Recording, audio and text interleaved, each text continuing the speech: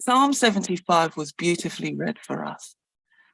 And when I read it and when I pondered over it over the last few days in preparation for this morning, I thought, why does Asaph, who wrote this, why does he repeat the first line twice, where he says, "We give thanks to you, O God, we give thanks to you"? And studying the Psalms, anytime there's repetition, and it's in language today, it shows that there's an importance. And Asaph is recognizing that there is an importance around giving thanks. There is a huge importance around saying thank you. And I want us to just pause for just 10 seconds and think, what is it that we want to say thank you to God for? Because that's what we're going to focus our prayer life on today. We're not going to ask for anything. We're going to say, thank you, God. So just think, just for a minute, a few seconds. What do you want to say thank you to God for?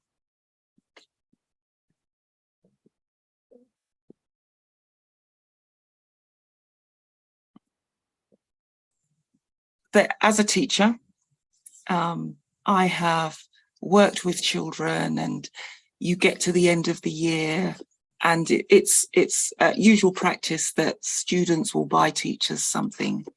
And I worked in a school previously where the children were poor. It was tough. It was hard. And one of the bestest gifts that I had was this little girl. Mum had obviously given her a biscuit for a snack. And this little girl came up to me and she said, "Miss St. Cyr, I just want to say thank you for being the bestest teacher." And she gave me her biscuit. And I realized and I recognized that being thankful is so powerful. And someone said to me a few years ago, if when you prayed, you went to bed and you said your prayer before going to bed the night before, you woke up and you only had the things in your life that you had said thank you to God for the next morning, what would you have left? So we take it, no, not we, I take it for granted. I take for granted my food.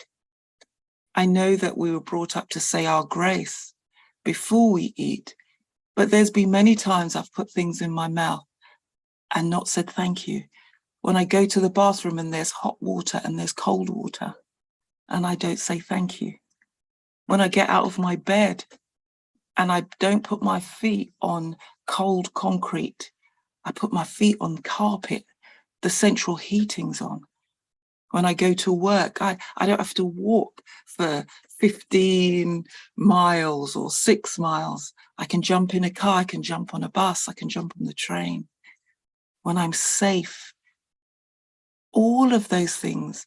And you know, sometimes we go out with our thanks and we take the small things that God does day in, day out, and we don't say thank you. And it's recognizing what God does for us. Yes, there's salvation. Yes, there's redemption. And please, I don't take those things lightly, far from it. But what about those minute things that we just don't even think about, we don't consider?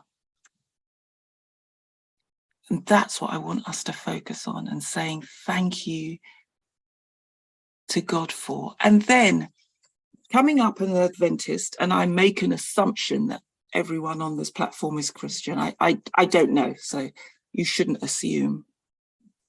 But the second verse of Psalm 75, where he says, "When I choose the proper time.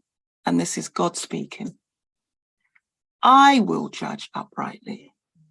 The earth and all the inhabitants are dissolved because I set up the pillars.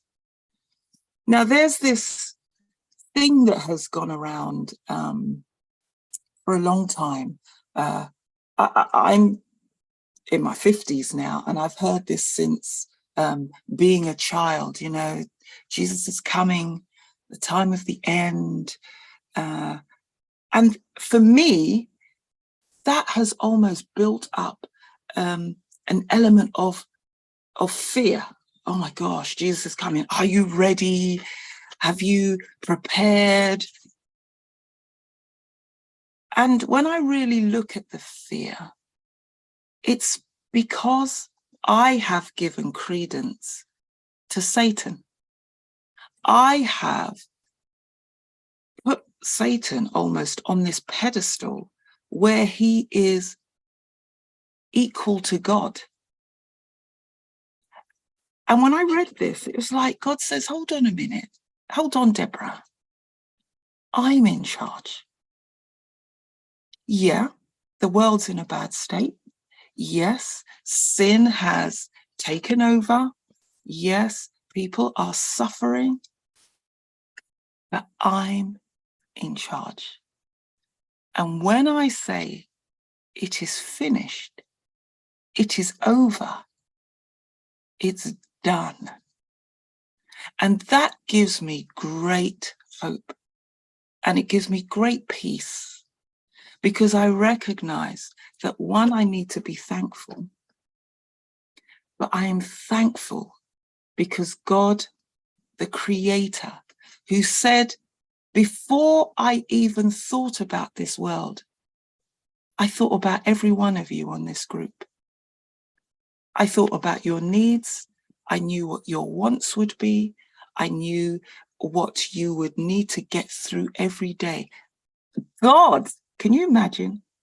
God has thought about you in minute detail. And he says, I choose the time. I am in charge, and you have nothing to fear. And as we go through the day today, I want us to remember those two things. Let's be thankful. Thank you, God, for the tiny things as well as the big things. But also, God is in charge, and we have nothing to fear for the future. And as we go into prayer now, I would like us to really think about what we want to thank God for. And it's so easy for us to fall into the habit of saying, God, I need. But just this morning, can we just focus on saying, thank you, God, for, and then you fill in the blank.